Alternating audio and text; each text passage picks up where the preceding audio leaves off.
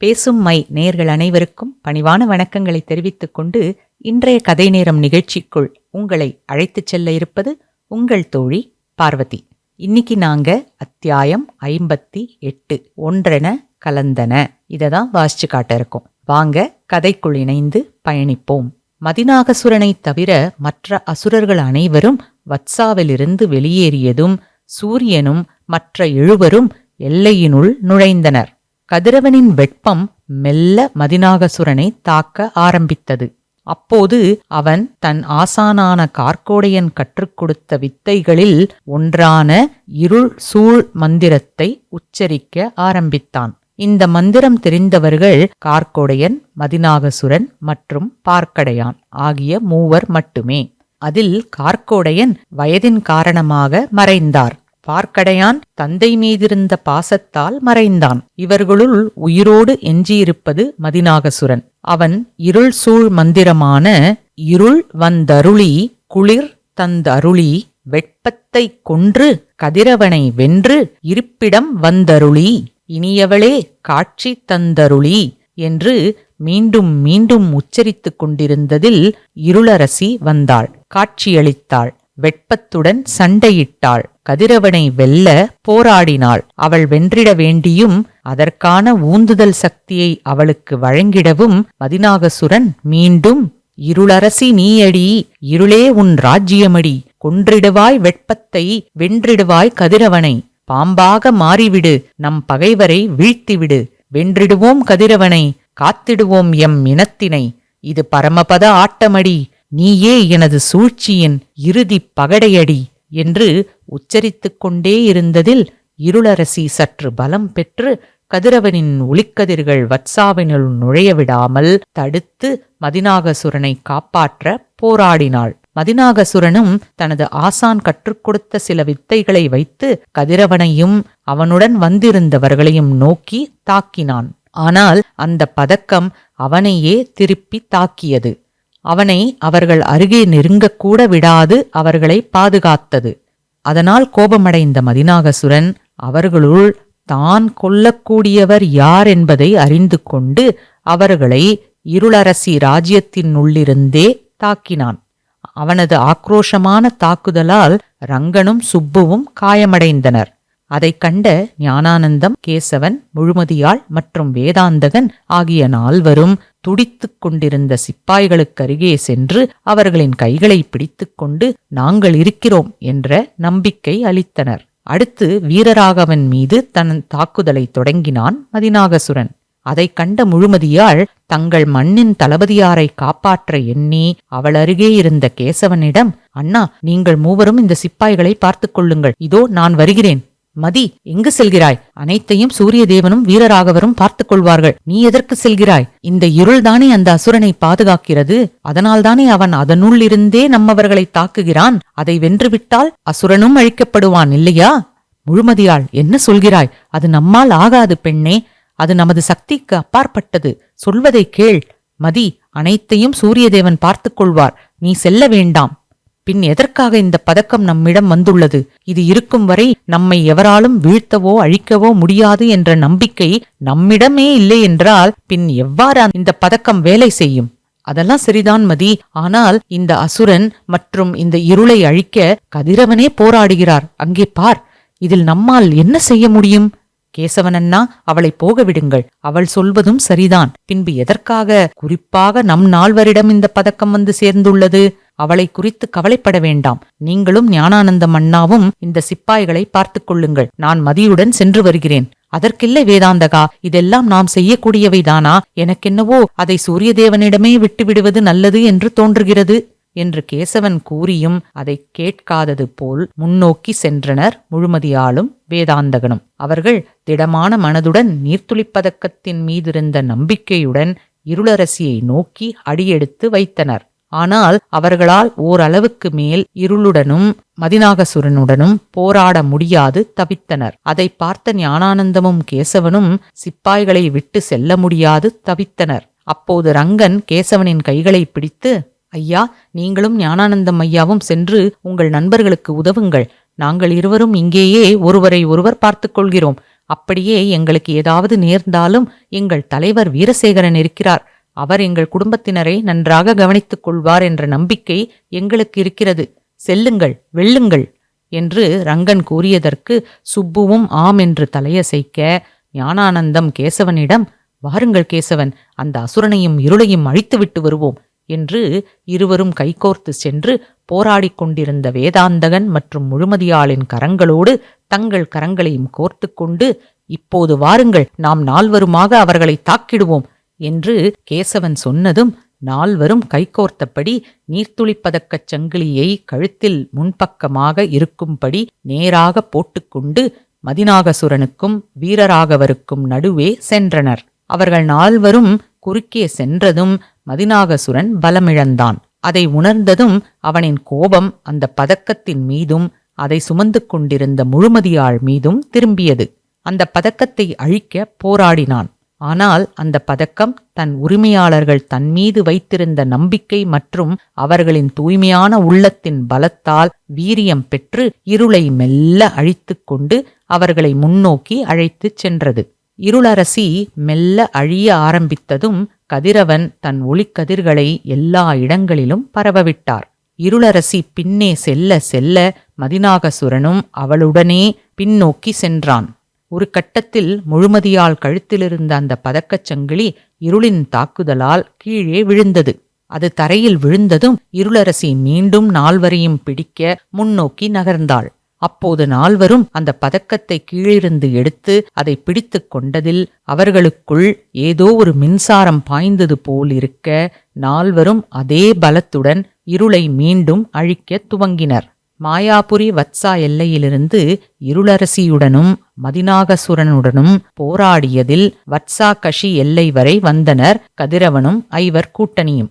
அதற்கு மேலும் அவர்களை விட்டு வைத்தால் அது எவருக்கும் நல்லதல்ல என்றெண்ணிய கதிரவன் பரந்தாமனை மனதில் எண்ணிக்கொண்டு தனது முழு சக்தியையும் பிரயோகித்து அதை அப்படியே நால்வர் பிடித்து கொண்டிருந்த பதக்கத்தின் மீது செலுத்தினார்.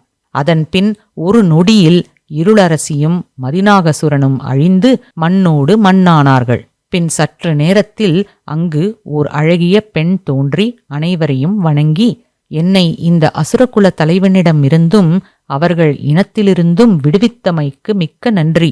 அதெல்லாம் இருக்கட்டும், நீங்கள் யார்? வீரராகவரே, என் பெயர் இருளரசி. நான் எனக்குரிய நேரத்தில் எனக்கு விதிக்கப்பட்ட பூமியை குளிர வைக்கும் வேலையை செவ்வனே செய்து வந்து கொண்டிருந்தேன். இடையில் இந்த அசுரர்களிடம் சிக்கிக் கொண்டதில் என்னை இப்படி தீயவளாக மாற்றி இந்த பூமியை அவர்கள் மட்டும் ஆள்வதற்கான ஒன்றாக மாற்றி வந்தனர். நல்ல வேளை, நீங்கள் வந்து என்னை இவர்களிடம் இருந்து விடுவித்தீர்கள். சூரியதேவா, என்னை மன்னியுங்கள். இருளரசி, உன்னை விடுவிக்கவே யான் வந்தேன். அந்த பரந்தாமன் துணையோடும் இந்த நல்லுள்ளங்களின் உதவியோடும் உன்னை விடுவித்தும் விட்டேன். இனி நீ உனக்கு விதிக்கப்பட்ட வேலை மட்டும் செய்வாயாக. அவரவர் வேலைகளை அவரவர் செய்து வந்தாலே இந்த பூமி சிறப்பாக இயங்கிட ஏதுவாக இருக்கும். சென்று வா இருளரசி. ஆகட்டும் சூரியதேவா. இந்த மதிநாகசுரன் மிகவும் கொடியவனாவான். பதவி மற்றும் அதிகார வெறிப்பிடித்தவனும் ஆவான்.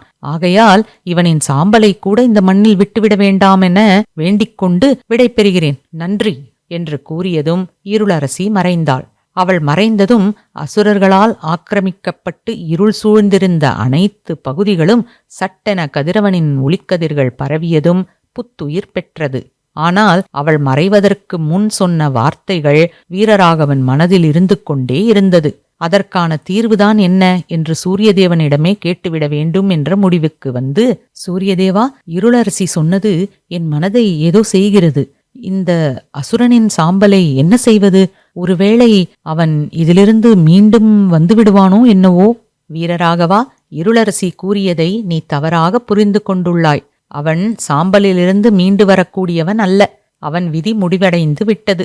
ஆனால் இது போன்ற தீய எண்ணமுடையவர்களின் சாம்பல் கூட இந்த பூமியின் மண்ணில் படக்கூடாது என்பதால்தான் அதை அகற்றச் சொன்னாள் இருளரசி. மேலும் காற்றில் இந்த தீயவனின் சாம்பல் எல்லா இடங்களிலும் பரவிவிடக்கூடாது என்பதும் ஆகும். அந்த கவலை உங்களுக்கு வேண்டாம். இவனின் சாம்பல் காற்றில் கூட பரவாது, நான் பார்த்து கொள்கிறேன். உண்மை, நேர்மை, நல்லொழுக்கம், தூய்மையான உள்ளம் ஆகிய 4 நற்குணங்களை பிரதிபலிப்பதே இந்த 4 இதழ்கள் கொண்ட பதக்கத்தின் விளக்கம். இவை உங்களுள் இருந்ததால்தான் அந்த அசுரர்களின் பரமபத ஆட்டத்தை உங்களுக்கும் அறியாது விளையாடி வென்றுள்ளீர்கள். இந்த பரமபத ஆட்டத்தில் அசுரர்களின் இறுதிப்பகடை இருளரசி. ஆனால் உங்களின் இறுதிப்பகடை 4 நற்குணங்கள் அடங்கிய நீர்த்துளி பதக்கம். அதெல்லாம் சரி சூரியதேவா, ஆனால் அந்த அசுரர்களின் இனம் முழுவதுமாக அழிக்கப்படவில்லையே. மேலும் இப்போது உங்களின் ஒளிக்கதிர்கள் எல்லா இடங்களிலும் பரவி புத்தம் புது பூமியாக மாறிவிட்டது. உங்கள் சூரிய கதிர்களின் வெப்பத்தால் அவர்கள் அழிந்தனரா? அதை தெரிந்து கொண்டு நீ என்ன செய்யப் போகிறாய் வீரராகவா? அவர்களையும் அழித்து விடலாமே என்றுதான் கேட்டேன். ஓ, இப்போது நீ மதிநாகசுரனை அழித்தாயே அதுபோலவா? இல்லை, இருளரசியை விடுவித்தாயே அதுபோலவா என்று சூரியதேவன் கேட்டதும் தலை குனிந்து நின்றான் வீரராகவன். அதை பார்த்த கேசவன் அவருக்காக, சூரியதேவா, அவர் நேரடியாக போராடாவிட்டாலும் இங்கு நாம் அனைவரும் வருவதற்கான காரணக்கர்த்தாவாக இருந்தவர்கள் தலைவர் வீரசேகரனும் தளபதி வீரராகவரும் மற்றும் பிரயாகா மக்களும். ஆகையால் இவ்வாறு அவரிடம் பேச வேண்டாம் என்று பணிவன்புடன் கேட்டுக்கொள்கிறேன். நான் ஏதாவது தவறாகப் பேசியிருந்தால் என்னையும் மன்னித்து விடுங்கள். மன்னிப்பா? எதற்கு கேசவா? உன்னுள் இருக்கும் இந்த நல்ல குணத்தை வீரராகவனுக்கு உணர்த்திடவே நான் அவ்வாறு கூறினேன். இப்போது புரிகிறதா வீரராகவா? உங்கள் ஒவ்வொருவருக்குள்ளும் இது போன்ற நான் என்ற அகங்காரம், ஆசை, கர்வம், பொறாமை போன்ற பல தீய குணங்கள் இருக்கத்தான் செய்கிறது. அதை எப்படி முறியடித்து இந்த நீர்த்துளி பதக்கத்தின் 4 இதழ்களைப் போன்ற 4 நற்குணங்களை வளர்த்து கொண்டு இதைப் போலவே அழகான மலராக ஒளிர்கிறீர்கள் என்பதில்தான் விஷயமே அடங்கியுள்ளது. இந்த 4 நற்குணங்களும் பொருந்தியவர்கள்தான் இந்த ஞானானந்தம், கேசவன், முழுமதியாள் மற்றும் வேதாந்தகன். அதனால்தான் அந்த நீர்த்துளி பதக்கம் அவர்களை தேடிச் சென்றடைந்தது. முழுமதியாள், அந்த நீர்த்துளி பதக்கம் இனி உங்களுக்கு தேவையில்லை. அதுதான் அதன் நற்குணங்கள் உங்களிடமே இருக்கிறதே. இனி உங்கள் நற்குணங்கள் போதும் இந்த பூமி சுழன்றிட. எனவே அதை என்னிடம் தந்துவிடு. அதை வைத்து செய்ய வேண்டிய வேலை ஒன்று மீதமிருக்கிறது. அதை முடித்துவிட்டு நான் தேவலோகம் சென்றிடுவேன். என்னிடம் அதை தந்துவிடு என்று சூரிய பகவான் கேட்டதும் 4 அந்த நீர்த்துளி பதக்கத்தை அவரிடம் ஒப்படைத்தனர். சூரியதேவனிடம் சேர்ந்ததும் அது இன்னும் பல மடங்காக மிளிர்ந்தது. அந்த ஒளியின் வேகத்தில் அனைவரும் கண்களை திறந்து வைக்க முடியாது கண்களை மூடிக்கொண்டனர். சற்று நேரத்தில் கண்களை திறந்து பார்த்தனர். சூரியன் வானில் மிளிர்ந்து கொண்டிருந்தார். அவரின் 4 ஒளிக்கதிர்கள் கரங்களாகத் தோன்றி ஞானானந்தம், கேசவன், முழுமதியாள் மற்றும் வேதாந்தகனை ஆசிர்வதித்து மறைந்தது. 4 வீரராகவனுடன் சேர்ந்து அந்த 2 சிப்பாய்களையும் தூக்கிக் கொண்டு பிரயாகாவை நோக்கி நடக்கலானார்கள். பிரயாகா சென்றடைந்ததும் சிப்பாய்களை மருத்துவர் வீட்டிற்கு அழைத்துச் சென்று அவர்களுக்கான மருத்துவ சிகிச்சையை அளிக்கச் செய்து பின் தலைவர் உட்பட அனைவரிடமும் நடந்ததை விளக்கி கூறினர். அதை கேட்ட அனைவரும் அதிர்ச்சியில் உறைந்து போனார்கள். இதிலிருந்து அனைவரும் நன்றாக புரிந்து கொண்டது என்னவென்றால், நல்லவர்களுக்கு என்றும் நல்லதே நடக்கும். சில நேரங்களில் தீயவர்கள் அல்லது தீயது வலுப்பெற்றிருந்தாலும் அதனால் சிலவற்றை நாம் இழந்தாலும் இறுதியில் வெல்வது நல்லவையே, நல்லவர்களே. இடையில் ஏற்படும் மாற்றங்கள், இழப்புகள் அனைத்தும் அவரவர் விதிப்படி நடப்பவை ஆகும். விதி வலியது, அதை வென்றிட எவராலும் முடியாது. இவை அனைத்தையும் வைகுண்டத்து பார்க்கடலில் ஆதிசேஷன் மீது சயனம் கொண்டபடி பார்த்து கொண்டிருந்த திருமால் புன்னகைத்தார். அப்போது அங்கு வந்த நாரதர் அவரிடம், நாராயண நாராயண, எம்பெருமானே வணக்கம். தங்களின் புன்னகைக்கு பொருள் என்னவோ நான் அறியேன். ஆனால் ஏதோ ஒரு பெரிய விஷயம் நடந்தேறியுள்ளது என்பது மட்டும் புரிகிறது. என்ன நாரதா, உனக்கு உன் பெருமானின் புன்னகைக்கு பொருள் தெரியவில்லையா? நம்பிவிட்டேன். தேவி, எதற்கு என்னுடன் இந்த கேள்வி பதில் விளையாட்டு? ஆமாம் நாரதா, விளையாட்டுதான். ஆனால் நீங்கள் இருவரும் விளையாடக்கூடிய விளையாட்டல்ல. இது அசுரர்களுக்கும் தேவர்களுக்குமான பரமபத விளையாட்டு. புரியவில்லையே, சற்று விளக்கி கூறினால் தெளிவாக புரிந்து கொள்ள ஏதுவாக இருக்கும். நாரதா, உனக்கா புரியவில்லை? பெருமானே, நீங்கள் கூறி நான் கேட்டிடவே விரும்புகிறேன். ஆகட்டும். ஒரு சமயம் முரன் என்ற அசுரன் 7 லோகங்களையும் ஆட்டி படைத்த போது அவன் திருந்துவதற்கு ஓர் வாய்ப்பளித்தும் திருந்தாது இருந்தவனை என்னுள்ளிருந்து வந்த ஏகாதசி கொன்று வீழ்த்தினாள். ஞாபகம் இருக்கிறதா? ஆம், நன்றாக ஞாபகம் இருக்கிறது பெருமானே. அதற்காகத்தானே ஏகாதசி விரதம் என்று ஒன்று வந்தது. அதுவும் மார்கழி மாத ஏகாதசியில் விரதமிருந்து வழிபட்டால் நீங்கள் வேண்டியது அனைத்தையும் தந்தருள்வீர்களே. அது மட்டுமா, வைகுண்ட பதவியும் தந்தருள்வீரே. இவ்வனைத்துக்கும் காரணமே அந்த ஏகாதசிதானே. சரியாக சொன்னாய் நாரதா. அந்த முரண் வம்சத்தில் வந்தவன்தான் இந்த மகாபலி என்ற அசுரனும் என்பதும் உனக்கு நன்றாக தெரிந்ததே. அந்த பார்க்கடலை கடைந்து அமிர்தம் எடுக்க உதவிய அசுரனா? ஆம், அவனேதான். அமிர்தத்தை அந்த அசுரர்களுக்கும் சரி பங்கு கொடுத்திருந்தால் என்ன நேர்ந்திருக்கும்? நாராயண நாராயண! இந்த அண்ட சராசரமுமே தீமையால் சூழப்பட்டு எந்த உயிரினமும் வாழத் தகுதியின்றி ஆகியிருக்கும். நீதி நெறி எல்லாம் இருக்கும் இடம் தெரியாது அழிந்து போயிருக்கும். அப்படி ஒரு நிலையை நினைத்துப் பார்த்தாலே ஏதோ போலிருக்கிறது. அப்படி ஏதும் நடந்துவிடக் கூடாதென்பதால்தான் அவனை தேவர்கள் அழிக்க முற்பட்ட போது அவர்களை நான் தடுக்காது இருந்தேன். அதுதான் இந்திரனும் மற்ற தேவர்களுமாக அவனையும் அவனின் இனத்தையும் அழித்து விட்டனரே. இல்லை நாரதா, அதுதான் இல்லை. இந்திரன் எந்த வேலையை முழுமையாக செய்துள்ளான் கூறு? அது என்ன நாரதா என்று இழுக்கிறாய்? இந்திரனின் அரைகுறை செயலால் மகாபலியின் மகனான மதிநாகசுரனும் அவனுடன் இன்னும் ஒரு 9 பேரும் தப்பித்துச் சென்றனர். அவர்களை தப்பிக்க வைத்ததே தாங்கள்தானே சுவாமி? அதற்கும் காரணம் இருக்கிறது லட்சுமி. அந்த மதிநாகசுரனின் தந்தை மகாபலி நமக்கு அமிர்தம் கிடைக்கச் செய்த உதவிக்காக அவனை பல முறை காப்பாற்றி வந்தேன். அவன் திருந்துவதற்கு பல சந்தர்ப்பங்களையும் வழங்கினேன். ஆனால் எந்த பிரயோஜனமுமின்றி போனதில் இன்று சூரியதேவன் அவனையும் கொன்றுவிட்டான்.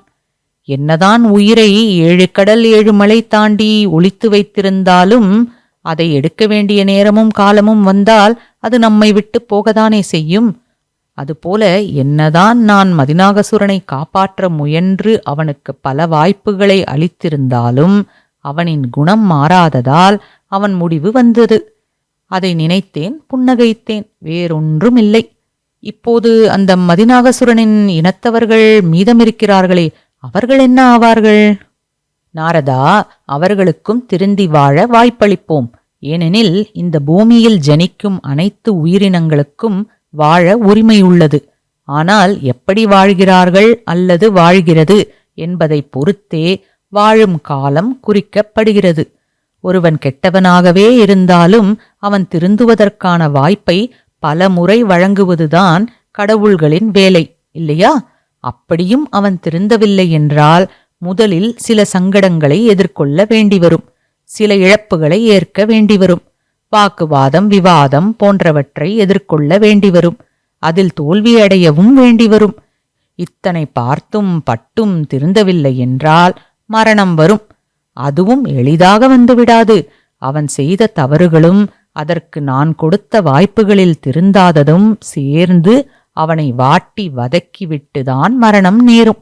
அதுதான் இப்போது அந்த மதிநாகசுரனுக்கும் நேர்ந்துள்ளது. இதையேன் தாங்கள் செய்ய வேண்டும் பெருமானே? பேசாமல் என் தந்தையிடம் சொல்லி நல்லவர்களை மட்டுமே படைத்திடச் செய்தால் பூலோகம் நன்றாக இருக்குமல்லவா? நாரதா, இனிப்பின் சுவை கசப்பை உட்கொண்டால்தான் தெரியும், இல்லையா? அதுபோல பூலோகத்தை சமநிலையில் வைக்கத்தான் இது போன்ற சில படைப்புகளையும் படைக்கிறார் பிரம்மதேவன். வாழ்க்கை ஒரு பரமபதம் ஆட்டம் போலதான் நாரதா. அதில் சில பாம்புகளான தீயவைகளும் தீயவர்களும் ஏனியைப் போல நல்லவைகளும் நல்லவர்களும் இருப்பார்கள். அதில் ஒருவருக்கு எது அமைகிறது என்பது அவன் விதிதான் தீர்மானிக்கிறது. ஆனால் தீயதை தீயவர்களை ஒரு எல்லைக்கு மேல் சென்றிடாமல் பாதுகாப்பதே என் வேலை. அப்படியே எல்லையை தாண்டினாலும் அவர்களை தண்டிப்பதோ அல்லது அழிப்பதோ ஈசனின் செயலாகும். நாங்கள் மூவரும் அவரவர் வேலைகளை அவரவர் சரிவர செய்து வருகிறோம். இதே போல பூலோகத்திலும் அனைவரும் இருந்தார்களே என்றால் வாழும் நாள் வரை நிம்மதியாக சந்தோஷமாக வாழ்வில் அனைத்து வளங்களுடன் நன்றாக வாழலாம். அதுபோலவே ஊடி அசுரகிரிவனத்தில் இருக்கும் அசுரர்கள் திருந்தி மனிதர்களோடு மனிதர்களாக வாழ ஆரம்பிப்பார்கள் என்ற நம்பிக்கையில்தான் அவர்களுக்கான வாய்ப்பை அளித்துள்ளேன். அதை காலமும் நேரமும் தான் முடிவு செய்ய வேண்டும். பொறுத்திருந்து பார்ப்போம். நாராயண நாராயண. அசுரன் முரனுடனான பரமபத ஆட்டம் முடிவடைந்ததும் மகாபலியுடனான ஆட்டம் துவங்கியது. அது முடிந்ததும் மதிநாகசுரனுடனான பரமபத ஆட்டம் ஆரம்பமானது. அதுவும் நல்லபடியாக முடிவுற்றது.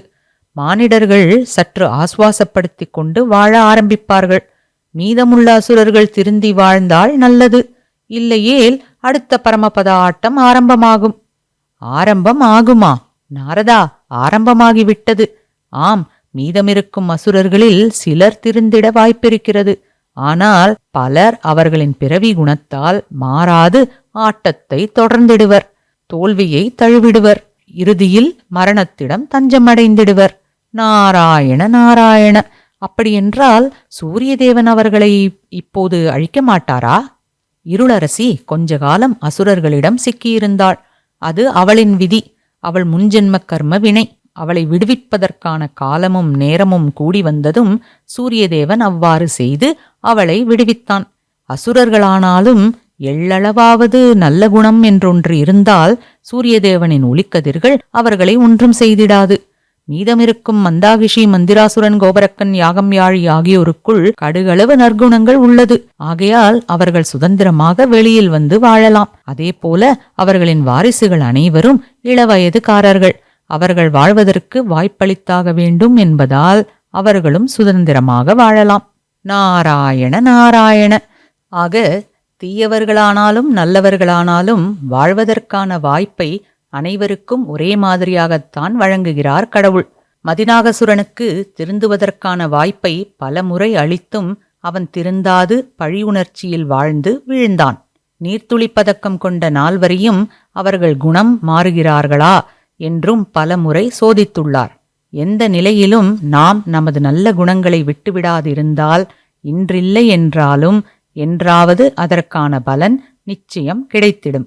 அதேபோல தீய வழிகளில் பயணித்தோமே என்றால் அதற்கான பலனையும் ஏற்றுக்கொண்டாக வேண்டிவரும். இவ்வாறுதான் நல்லவர்களும் தீயவர்களும் ஒன்றென கலந்துவிட்டனர் இவ்வுலகில். இதில் கிடைத்த வாய்ப்பை நல்ல முறையில் பயன்படுத்தி சில தீயவர்கள் நல்லவர்களாகவும், நேர்ந்த சோதனைகளில் குணம் தடுமாறி சில நல்லவர்கள் தீயவர்களாகவும் மாறி மாறி வாழ்ந்து வருகின்றனர். அப்படி பல சோதனைகளிலும் நிலை தடுமாறாது என்றும் நல்லவர்களாகவே வாழ்பவர்களால்தான் இன்னமும் இந்த பூமி சுழன்று கொண்டிருக்கிறது. அசுரர்களுக்கும் தேவர்களுக்குமான இந்த பரமபத ஆட்டம் முடிவுற்றது. ஆனால் மனிதர்களுக்கிடையே மனிதர்களைப் போலவே இருக்கும் அசுரர் இனத்தின் வம்சாவழியினரில் சிலர் திருந்தியிருந்தாலும் பலரின் பிறவி குணமானது இன்றும் பல இடங்களில் பல நேரங்களில் வெளிப்பட்டு கொண்டிருப்பதை பார்த்தால் இது முடிவில்லா ஆட்டம்தான் என்ற முடிவுக்கு வர முடிகிறது. ஆட்டக்காரர்கள்தான் காலத்துக்கும் நேரத்துக்கும் ஏற்றாற்போல மாறுகின்றனரே தவிர ஆட்டம் தொடர்ந்து ஆடப்பட்டு வருகிறது. இதுதாங்க அத்தியாயம் 58. ஒன்றென கலந்தன. உங்களுக்காக எங்கள் பேசும்மை யூடியூப் தளத்தில் வாசித்து வந்த பரமபதம் சூழ்ச்சியின் இறுதிப் பகடை என்ற இந்த நாவல் இத்துடன் நிறைவுற்றது. கடந்த 5 மாதங்களாக எங்களுடன் மற்றும் எங்கள் கதையின் கதாபாத்திரங்களுடன் பயணித்து ஆதரவளித்து வந்த உங்கள் அனைவருக்கும் எங்களின் நெஞ்சார்ந்த நன்றிகளை தெரிவித்துக் கொள்கிறோம். ஆட்டக்காரர்கள்தான் மாறுகின்றனரேயன்றி ஆட்டம் தொடர்ந்து ஆடப்பட்டுதான் வருகிறது என்பதைப் போல் இந்த கதைதான் முடிவடைந்துள்ளது. அடுத்த கதை விரைவில் வெளியிடப்படும். எனவே காத்திருக்கவும் என்றும் தொடர்ந்து ஆதரவளிக்க வேண்டும் என்றும் பணிவன்புடன் கேட்டுக்கொண்டு இப்போது உங்களிடமிருந்து விடைபெறுவது உங்கள் தோழி நா. பார்வதி. நன்றி, வணக்கம்.